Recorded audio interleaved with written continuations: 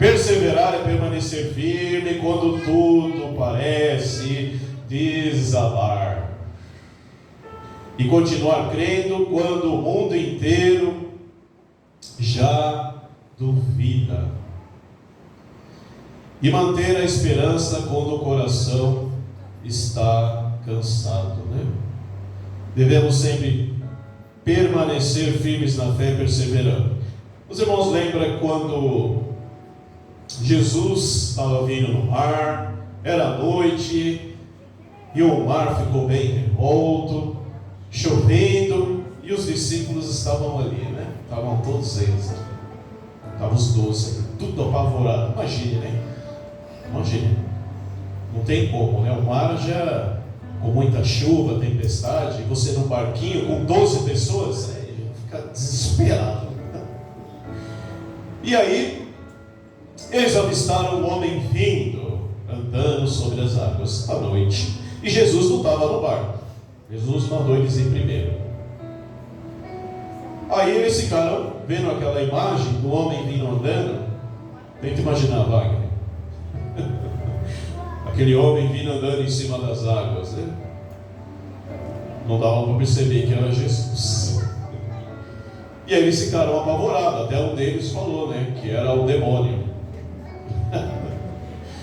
E aí eles perceberam, chegando bem perto, que era Jesus. Aí vocês lembram quem falou? Senhor, se é você mesmo, Jesus, permita que eu vou até você. Quem falou isso? Quem? Pedro. Isso, está afiado, hein? Pedro falou, e Jesus falou assim: venha, Pedro, pode vir, ao que é perseverar em fé e acreditar. Venha. E aí Pedro foi, né? Acho que colocou o dedinho na água, deu uma fofada, né? Aí ele viu que ele deu uma sustentada, né? O pezinho não afundou. Falou, opa, Pedro falou, opa, posso ir andando, né? O pé não afundou. Aí colocou o segundo, o terceiro pé e foi. Só que ele ficou preocupado com as coisas em volta, né? Tempestade, ventania, as ondas, e olhou para o lado, para trás.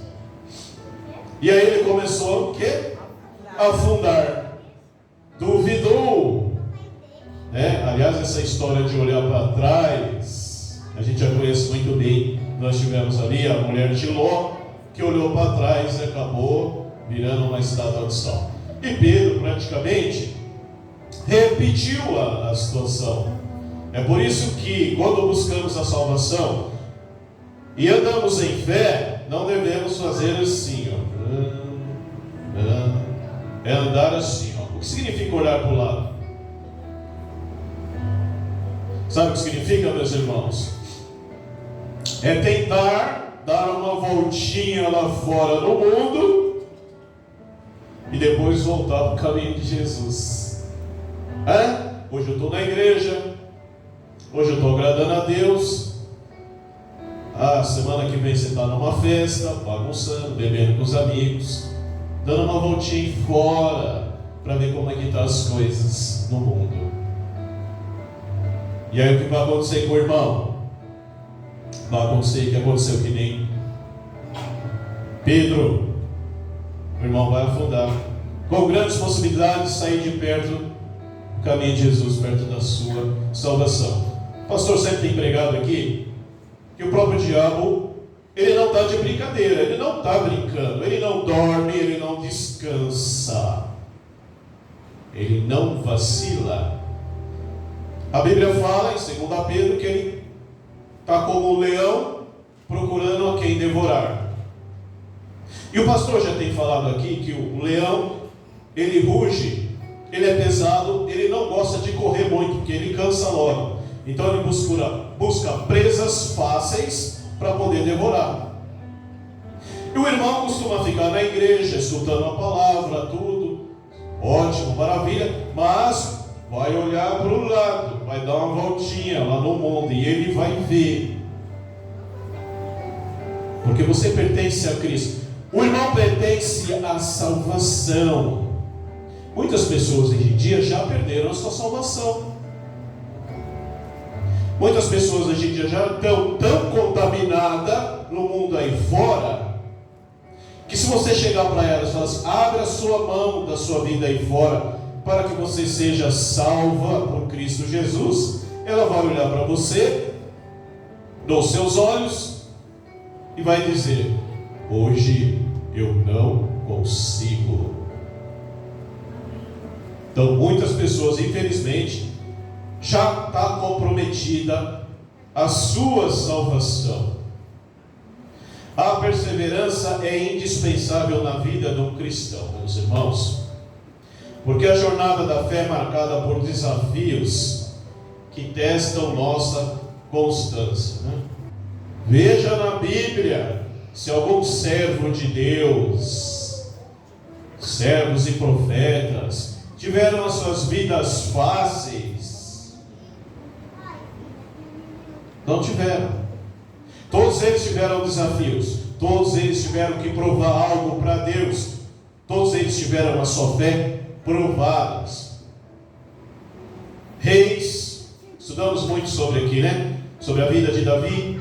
Começamos por Saul, né? Saul, Davi, Salomão. Pegar essas três situações. Se pegarmos a história dos três, primeiro rei, Saul, segundo rei, Davi, terceiro rei, Salomão. Pegando as três histórias dos três reis de Israel, eles não tiveram uma vida fácil. E muitos, são os três, tiveram um fator principal que acabaram, comprometendo a sua história com Deus. O que foi? A desobediência dos três. Então hoje, a maioria dos cristãos sofrem por causa da desobediência. O que mudou a história da humanidade, meus irmãos? Hoje a terra era para ser totalmente diferente. Desde a criação do homem, Adão e Eva, Deus tinha planos para o casal aqui na terra. Sofrimento, jamais. Velhice, jamais. Doença, jamais. Todas as pessoas deviam estar vivendo num paraíso terrestre com igualdade, sem envelhecer, sem morrer, sem adoecer. Esse era o propósito de Deus para com a humanidade. Infelizmente, por causa da desobediência, perdemos esse propósito. E hoje, não diferente, Deus deu uma oportunidade para que as pessoas dentro desse mundo que estamos vivendo pudessem conquistar a sua salvação através da sua graça, da graça a qual Deus nos concede. E muitas pessoas estão perdendo a sua salvação por causa da desobediência. Percebe, meus irmãos? A desobediência, ela tem perseguido a humanidade desde os tempos bíblicos, os primitivos cristãos, e até nos nossos dias de hoje. Então a nossa fé é provada no fogo das tribulações. O próprio Senhor Jesus Cristo, ele advertiu que haveria o quê? Guerras, haveria perseguição, e principalmente que estamos hoje vivendo dentro das igrejas, em grande maioria, em abundância, falsos profetas. Profetas que não se preocupam, na realidade, em pregar a palavra de Deus, nem um pouco. A preocupação deles é dízimo, ofertas, prosperidades. E é isso que eles prometem para as pessoas. A palavra de Deus, o verdadeiro evangelho, a qual o nosso Senhor Salvador Jesus Cristo nos deu, não vem em primeiro lugar na vida das pessoas. Muitas igrejas, muitos falsos profetas. E a nossa fé, nossos irmãos, não é medida nos tempos de conforto, mas na resistência diante da dor. Nós estudamos sobre Sadraque, Mesaque e Abednego. Foram os três hebreus, não é isso, meus irmãos, que foram jogados na fornalha pelo rei Nabucodonosor. Eu costumo dizer que entre os três e Jó são personagens da Bíblia que realmente deram exemplo para nós hoje em dia. ao ponto de quem quisesse empurrar os 3 hebreus, teriam que levar eles. Os soldados chegaram a morrer pelo calor. E eles não se prostraram. Os irmãos estão entendendo a fé como é provada diante da tribulação? E eles entraram. Agora, meus irmãos, percebam uma coisa. Para eles se achegarem até a fornalha, houve um calor imenso, intenso o calor, que vimos que os soldados não conseguiram acompanhar eles até a porta da fornalha. Note-se que nenhum deles, nem Sadraque, nem Mesaque, nem Abednego, recuou. Opa, eu não vou não, eu vou me prostrar. Ninguém recuou. Eles foram até a entrada. Então eles resistiram. E por esse motivo, eles foram salvos e puderam dar um bom testemunho.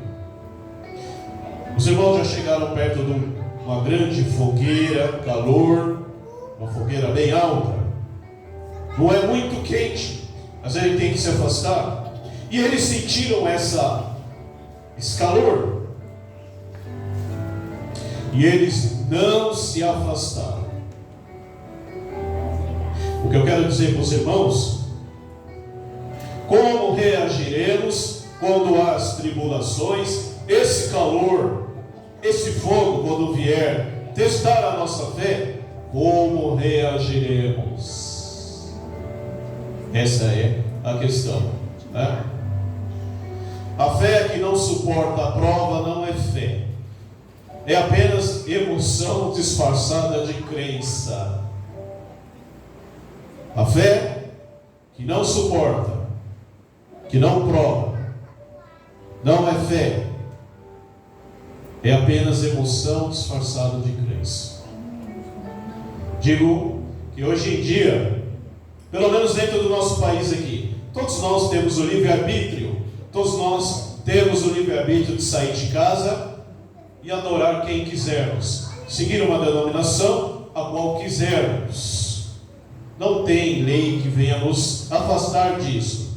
Então seguir a Jesus hoje, embora com essas tribulações do mundo aí fora, não é difícil. Pior será quando vier a perseguição religiosa. E como estaremos? Como estará a nossa fé? Se hoje a gente não carregarmos a nossa bateria espiritual, será que lá na frente conseguiremos dizer não? Chegaremos o tempo que a nossa fé será tão provada que a nossa vida estará em jogo. Uma vez eu contei uma história aqui que aconteceu na antiga União Soviética, numa igreja cristã. Não sei se os irmãos lembram. Na época da União Soviética, regime comunista, isso aconteceu em meados de antes de 77, 1980, 79, nessa época. O regime comunista da União Soviética era proibido você congregar dentro da igreja. Então, todos os cultos eram feitos às escondidas, né?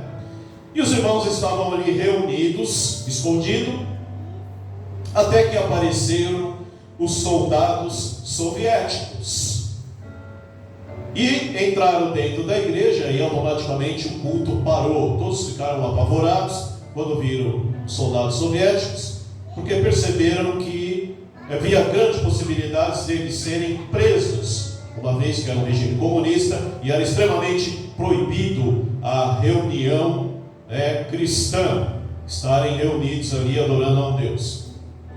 E aí um dos líderes soldados soviéticos perguntou: o que vocês estão fazendo aqui? Estão adorando a um Deus imaginário? Então foi essa questão que foi levantado através de um soldado, do líder dos soldados soviéticos. E aí eles disseram assim: vocês terão uma oportunidade de negligenciar, de abandonar o seu Deus imaginário. Ou seja, Os que quiserem salvar as suas vidas se mantêm aqui à esquerda da igreja. Os que quiserem ser mortos pelo seu Deus imaginário se mantêm aqui à direita. Então foi essa questão que foi levantada dentro da igreja. E olha, veja bem a pressão. Soldados todos armados, dizendo ali automaticamente que se você não abandonasse o seu Deus imaginário, não negligenciasse a sua fé, você seria morto. Então havia muitas pessoas com filhos e famílias e tudo mais dentro da igreja. E o que aconteceu? Algumas pessoas acabaram não suportando aquela pressão e foram para o lado esquerdo para salvar as suas vidas.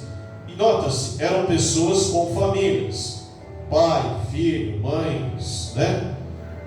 E outros se manteram do lado direito para morrer pela sua fé. E os que estavam do lado esquerdo, que abandonaram as suas famílias, estavam morrendo de vergonha pela situação, de cabeça baixa, né? Porque queriam salvar a sua vida no momento.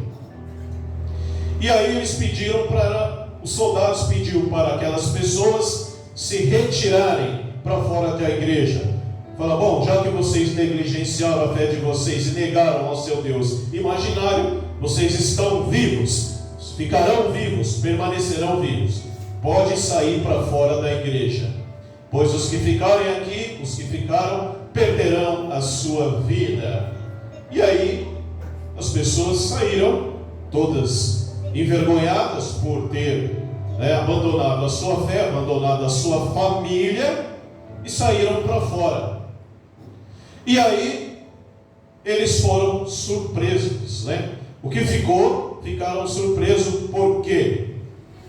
Os soldados pegaram, todos eles sentaram na cadeira, todos eles, e ninguém entendeu nada. E o líder soviético, soldado, falou assim: agora sim podemos iniciar o culto, continuar o culto, porque os falsos cristãos já se retiraram da igreja, porque nós somos cristãos.